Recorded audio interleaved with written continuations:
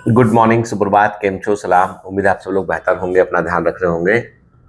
आप में से जो लोग नीट की तैयारी कर रहे हैं वो फॉर्म भरने में, एप्लीकेशन फॉर्म भरने में जल्दबाजी ना करें। इन्फॉर्मेशन बुलेटिन को जो है वो ठीक से समझ लें। ठीक है, कोई क्वेरी यदि आपकी है तो आप कमेंट में डाल सकते हैं, मैं उसको लूँगा। क्योंकि क्या है कि कई बार गलत फॉर्म भरने पर जो है वो फॉर्म के रिजेक्ट होने का खतरा बना रहता है। ठीक है, आपको बड़ा इंटरेस्टिंग किस्सा बताता हूँ मैं इसका कि ऐसा नीट के फॉर्म की बात कर रहा हूँ ये तो मैं, लेकिन मैं आपको दूसरे एक फॉर्म की बात बताता हूँ जो यूपीएससी का जो फॉर्म है ना, उसमें भी बहुत केयरफुली इस फॉर्म को भरना होता है। बात है ये 2003 की, जब भारती ने अपना एग्ज़ाम निकाल लिया था। 2003 में भारती ने यूपीएससी क्लियर किया था और भारती की बहुत अच्छी रैंक थी उसमें।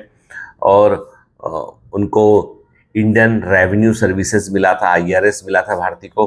और उसके बाद ना जो नेक्स्ट अटेम्प्ट था उसका जब फॉर्म भरा ना, तो फॉर्म भरने में गलती हो गई। ठीक है ना, मतलब फॉर्म भरने में गलती हो गई और भारती तीसरा अटेम्प्ट, भारती जो जो मतलब अगला अटेम्प्ट भारती जो है वो दे नहीं पाई। ठीक है, और उसके बाद फिर अगला अटेम्प्ट कब आएगा, वो 1 साल के बाद आएगा वो। ठीक है, नहीं तो कल हम लोग बात कर रहे थे दोनों की, यदि वो एक अटेम्प्ट देने के बाद दूसरा अटेम्प्ट लगातार दिया होता तो शायद से भारती का रैंक और ऊपर हो गया होता और प्रॉपर आईएएस के अंदर सिलेक्शन हो गया होता। ठीक है, तो मतलब कई बार क्या होता है, कई बार ये छोटी सी गलती फॉर्म भरने वाली जो होती है ना, जिसके चलते आप एग्जाम ही ना दे पाओ, तो तैयारी का कोई मतलब रह नहीं जाता है। इसलिए बहुत ध्यान से फॉर्म भरिएगा। ठीक है, पहला तो इशू ये है। फिर इस बार जो है टाई ब्रेकर के रूल बदल गए हैं, आपको पता होगा जैसे। ठीक है, कि टाई ब्रेकर के पहले अधिक उम्र वाले को प्रायोरिटी मिल जाया करती थी, सारे स्कोर बराबर है। तो अब इस बार जो है वो रूल बदल गए, तो कभी अलग से उसके ऊपर मैं वीडियो बनाऊंगा। अभी टाई ब्रेकर की बात कहाँ से आती है, पहले तो स्कोर करें अच्छा, तब उस पर हम सोचेंगे। ठीक है, और इस समय जैसे कि आप देख पा रहे हैं कि तमाम यूट्यूब पर और मीडिया में, सोशल मीडिया में, न्यूज़ चैनल पर, सब पर जो है वो विवाद चल रहा है रणवीर अहलवादिया का, समय रैना का, और इस तरह के जो कंटेंट जो उसको लोग कंज्यूम कर रहे हैं। तो मैं कल ऐसे देख रहा था कि इस कंटेंट का मार्केट कितना बड़ा है। आपको जानकर आश्चर्य होगा कि समय रैना जैसे लोग जो है वो यूट्यूब अकेले से हर महीने 1.5 करोड़ रुपया कमाते हैं। यूट्यूब अकेले से समय रैना जैसे लोग हर महीने 1.5 करोड़ रुपया कमाते हैं। ठीक है, इसी प्रकार की ऑलमोस्ट इनकम जो है वो है कैरी मिनाटी की, इसी प्रकार की इनकम भुवन बाम की है, और इसी प्रकार की इनकम जो है बाकी और सो कॉल्ड कॉमेडियंस की है। मैं इनको कॉमेडियन तो नहीं बोलूँगा, इनको मैं बोलूँगा कि दे आर दी बेसिकली, ये बोलिए कि ये जो है वो लीडर्स ऑफ दी वल्गरिटी के लीडर्स हम कह सकते हैं कि भाई वो हैं ये। ठीक है, ये कॉमेडियन नहीं, कॉमेडी तो अलग लेवल की होती है। ठीक है, कॉमेडी का मतलब जो होता है वो एक अलग होता है। कल भी मैंने इस बारे में बात किया था। तो अब आप सोचिए क्या होता है कि जब कोई देखता है, जैसे आपने सुना, आपको भी आश्चर्य हुआ, करे ये गाली गलौज करके, उल्टा सुल्टा बोल के किसी को, व्यक्ति को रोस्ट करने के नाम पर उसको भर भर के गाली दे रहे हैं, खुलकर गालियां दे रहे हैं। ठीक है ना, मतलब सब तरह की गालियां जो पॉसिबल है, जो भारत में जितनी भी गालियों को इन्वेंट किया गया है, सारी गालियों का यूज कर रहे हो, करोड़ों रुपए कमा रहे हैं। तो ये बन जाते हैं रोल मॉडल, जो बहुत सारे यूथ के ये रोल मॉडल बन जाते हैं। अब आप बोलोगे नहीं सर ऐसा नहीं होता है। मैं आपको बताऊं, मेरे तो चूंकि बहुत सारे लोग गवर्नमेंट सिस्टम में, तो मेरे एक मित्र है, वो जेलर है। ठीक है, तो उनसे ऐसी बात पूछा गया तो उन्होंने कहा कि मोस्ट ऑफ दी अपराधी, जब कभी उनसे उनसे काउंसलिंग होती, बात होती है, तो कई अपराधी जो किसी क्राइम के चलते, किसी को मार दिया, पीट दिया, किसी कोई मर गया, वो जो अंदर होते हैं जेल में ना, तो वो बेसिकली वो फिल्मों देखकर उनको उसका असर दिमाग में बैठ जाता है। वो बचपन से फिल्में देख रहे होते हैं, उनको लगता है कि यार विलेन बनना, गुंडा बनना, डॉन बनना ये बहुत कूल है, और उस चक्कर में वो फंस जाते हैं इस पूरे में। ठीक है, और पूरी जिंदगी जेल में कट जाती है। कई बार तो एनकाउंटर, जेल से बाहर निकलेंगे तो जो दूसरा अपोजिट पार्टी वो तुरंत मार देगा उनको, तो वो जेल में ही रहते हैं पूरी जिंदगी। तो मतलब कई बार क्या होता है कि हम, क्योंकि सबकॉन्शियस माइंड जो देखता है ना उसको सीख लेता है उसको। तो बेसिकली सबकॉन्शियस माइंड जो है ना, जो देख रहा है आसपास की भाई इतनी गंदगी चल के लोग सफल है। तो पहली बात तो ये है कि जो भी कंटेंट, जिस भी तरह का जो कंटेंट हम कंज्यूम करते हैं ना, तो हम उसके कंज्यूमर बन जाते हैं, और हम उसको मैंने कहा ना, ये ड्रग्स के समान है। ये दवा ड्रग्स के समान है कि थोड़ी थोड़ी ड्रग्स देते रहो, धीमे धीमे डोज बढ़ता रहेगा। शुरू शुरू में फ्री में ड्रग्स मिलती है, बाद में आपको पैसा दे के लेना पड़ता है। तो जो पोर्नोग्राफी होती है उसी का एक हिस्सा जो है वो हो गया है ये अपना जो एब्यूजिव कंटेंट है। तो इस वक्त सबसे बड़ा मार्केट जो है वो पोर्नोग्राफी का है और एब्यूजिव कंटेंट का है कि लोग करोड़ों रुपए कमा रहे हैं। लेकिन इसका नुकसान क्या, देखो एक व्यक्ति तो कमा रहा है, लेकिन जो व्यक्ति उस कंटेंट को कंज्यूम कर रहे हैं वो व्यक्ति जो है धीमे धीमे उनका ब्रेन वॉश हो रहा है और उनका ब्रेन जो है उस कंटेंट की तरफ जो है बार बार आकर्षित होता है। तो बेसिकली पूरी की पूरी साइकोलॉजी जो है ना, पूरी की पूरी साइकोलॉजी बदल जाती है व्यक्ति की, और व्यक्ति जो है वो जाने अनजाने पता भी नहीं चलता है क्रिमिनल माइंडसेट का हो जाता है। अब आप सोचिए ना, किसी आप एक शो को देख रहे हैं जहां पर लोग भर भर के गालियां बक रहे हैं और बहुत एब्यूजिव कंटेंट यूज कर रहे हैं, ठीक है, प्राइवेट पार्ट्स की बात कर रहे हैं। उस शो में ही जो शो को बैन कर दिया, हटा दिया गया है यूट्यूब से, उसमें ही वो एक लड़की है कॉन्टेस्टेंट बोलती है कि प्राइवेट पार्ट के बारे में कि माँ के जन्म के बाद तुमने देखा है। तो मतलब इस तरह के मतलब सोचिए आपके इस लेवल का जो कंटेंट जब लोगों के दिमाग तक जाएगा तो वो किस तरह की गंदगी क्रिएट करे। और फिर हम बात करते हैं कि महिलाओं की सुरक्षा की, महिलाओं को बराबरी का अधिकार की, महिलाओं को ऐसा, तो हम दोगले हैं, हम दोयम दर्जे के हैं, ठीक है। तो हमको वो दोगलापन अपने दिमाग से निकालना पड़ेगा। बिल्कुल सही बात है कि आप जब तक जो है अपने व्यवहार में संयम और व्यवहार में आप सुने बोलें, उसमें बहुत ध्यान रखें, तो वो सबसे इंपॉर्टेंट है। गांधी जी बोलते थे ना कि ना बुरा सुनना है, ना बुरा देखना है, ना बुरा बोलना है, ठीक है। गांधी जी के 3 मंत्र थे ना कि ना बुरा सुनो, ना बुरा देखो, ना बुरा जो है वो बोलो, ठीक है। और आप चाहे कितने बड़े इन्फ्लुएंसर बन जाएं आर्टिफिशियली, एक दिन आपकी हकीकत सामने आ जाती है। रणवीर के साथ वैसे ही, मतलब मैं भी रणवीर का फैन था, रणवीर रेलावा, लेकिन जब देखा मैंने कि इस आदमी के दिमाग में सोच कितनी घटिया हो सकती है, वो एक लाइन जो 2 लाइन उन्होंने बोली, इसका मुझे लगा कि कोई आदमी इतना घटिया सोच कैसे सकता है। और जो आदमी इतना घटिया सोच सकता है, सोचो वो आदमी कितना घटिया होगा।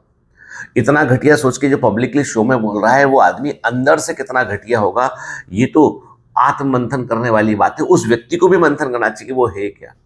अब जो हो गया सो हो गया, लेकिन मैं तो कहता हूं उतना कि प्लीज अपने आप को 2-3 तरह के ट्रैप से बचाइए। एक तो जो पोर्नोग्राफिक कंटेंट है उसे कंज्यूम मत कीजिए। सेकंड, इसका एब्यूजिव कंटेंट से दूर रहिए, ठीक है। थर्ड ये है कि देखो ऐसा है कि आपको इन्फ्लुएंस करने के लिए तो मैं कहता हूं, जैसे मुझसे कोई पूछता भी कि आप किस तरह के, मैं बोलता हूं संदीप माहेश्वरी जी को देखिए। संदीप माहेश्वरी जी कभी कोई abusive language, abusive word use नहीं करते, और इतने बड़ा उनका ऑरा है, और अब लोग उनके बारे में भी 10 बातें कहते हैं। मैं कहता हूं कि वो व्यक्ति जो है वो एक बहुत अच्छे मोटिवेशनल स्पीकर है, बहुत कुछ सीखने मिलता है उनसे। आप जग्गी वासुदेव जी को देखिए आप, ठीक है। आप इवन मैं कहता हूँ आप वो जो अपना जो बड़ा बिजनेस वाले कौन है, नाम भूल रहा हूँ उनका मैं, ठीक है ना, उनको देखिए आप, विवेक बिंद्रा, ठीक है ना।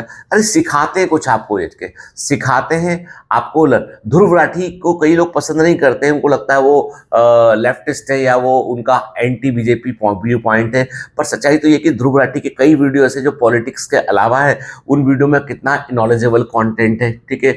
आप ऐसे कई सारे लोग हैं जो है वो आकाश बनर्जी, रविश कुमार जी, बहुत सारे ऐसे लोग हैं जो, इवन मैं कहता हूँ आपसे कि ललन टॉप हो गए, बहुत सारे ऐसे कंटेंट जो कि एब्यूजिव लैंग्वेज, गलत वर्ड का यूज नहीं करते, they are very popular and they are earning good money also, ठीक है।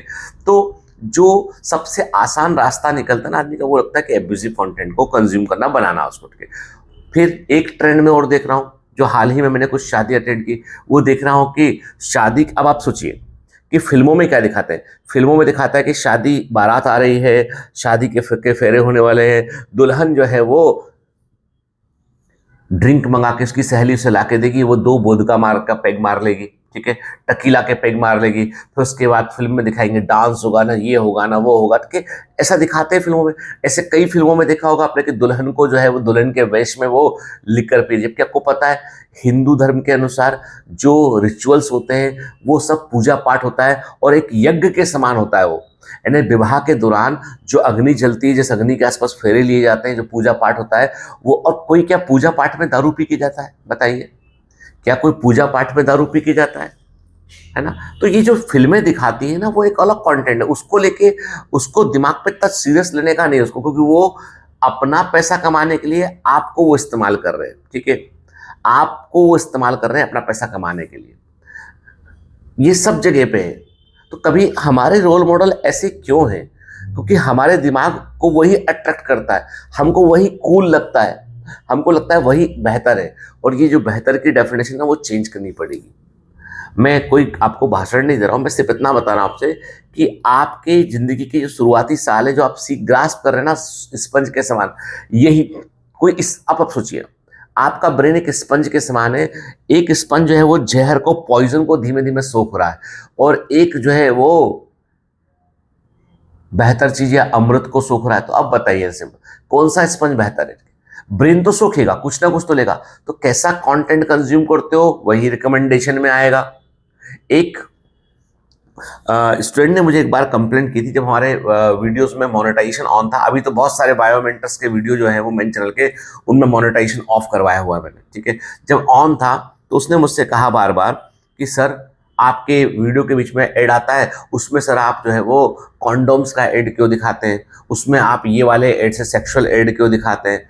तो मैंने क्योंकि हम लोग को तो कभी आता नहीं, तो फाइनली हम लोगों ने जब उसका हमारी सपोर्ट टीम तक इशू पहुंचा, तो सपोर्ट टीम ने बताया सर ये बंदा लेक्चर देखने के अलावा इस तरह का कंटेंट कंज्यूम करता है, और जो गूगल का जो एल्गोरिथम है उसे पता है कि ये कैसा कंटेंट कंज्यूम करता है, तो उसी अनुसार वो ऐड दिखाता है। वो यदि आप घर ढूंढ रहे होंगे, घर वाले वीडियो देख रहे होंगे कि नया घर मुंबई में कहाँ पे बन रहे हैं, तो आपको घर वाले ऐड आना शुरू हो जाएंगे।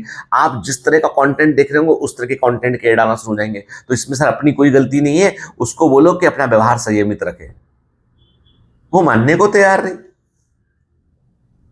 तो कहने का मतलब ये कि जैसा हम देखेंगे वैसा मिलेगा हमको, ठीक है। इसलिए मैं कहता हूं कि संयम सबसे बड़ी चीज है। और मैं देखो क्या होता है बेटा, लाइफ में फेजेस होती है। क्या होता है कि गलत करके कितनी भी कुछ भी कोशिश करें, यदि आप अंदर से गलत होंगे एक दिन पकड़े जाएंगे। आप देखो ना कि इन लोग इतने बड़े बड़े कॉमेडियन थे, इनके साथ में पुलिस, मुंबई पुलिस पीछे पड़ी है, गुवाहाटी में एफआईआर हुई, मतलब पूरे इंडिया भर में कई जगह पर एफआईआर हुई हुई है। जितना सालों में इज्जत कमाया था, 1 मिनट में धूल में आ गया, जमीन में आ गया वो। आप जाके दिखाए कोई मंत्री इनके शो में। तो बात इतनी सी है कि गलत तो एकदम सामने आता है, ठीक है। एक भी यदि आपका दुर्बल पक्ष होगा ना, एक दिन वो बड़ी सी बोट में, बड़े जहाज में एक छोटा छेद भी जो उसको डुबो सकता है, वैसे काम करता है। चलिए, have a great day, all the best, bye bye.